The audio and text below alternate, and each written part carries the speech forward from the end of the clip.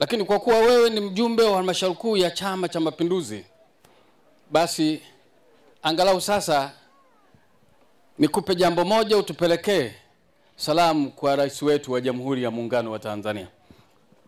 Ndugu Mwenyekiti, kwa Mtanzania mwenye akili timamu na mwenye mapenzi mema na nchi yetu, tumeshuhudia wenyewe kasi ya maendeleo aliyoonyesha mama yetu Samia Suluhu, ambao leo uko Kakola umekagua shule ya kiwango.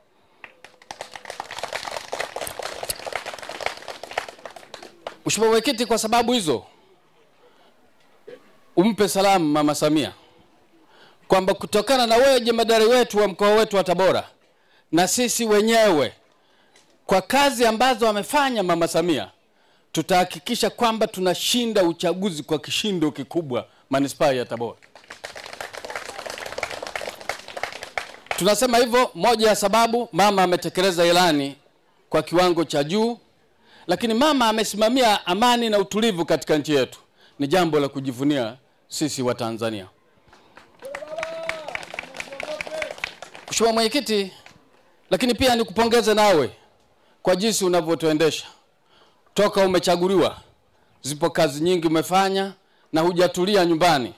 Lakini pia jingine nikupongeze, wazi niseme kwamba ama kwa hakika tumepata kiongozi wa mkoa ambaye anaweza kutuendeshea chama chetu kikaendelea kuimarika zaidi. Ni wewe Saidi Nkumbi. Ndugu wananchi, juzi tumefanya fundraise pale, au kwa Kiswahili tumefanya nini? Tumefanya harambee kubwa. Harambee hii ilikuwa inahusu juu ya ujenzi wa ofisi ya Chama cha Mapinduzi ya mkoa.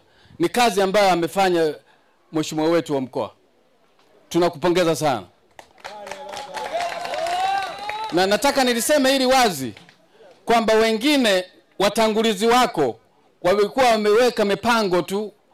Nakumbuka mwaka fulani tulikuwa kwenye uchaguzi, mtangulizi wako mmoja alikuja na karatasi limeonyesha jinsi gani atashughulikia lamani ya kujenga ofisi ya mkoa.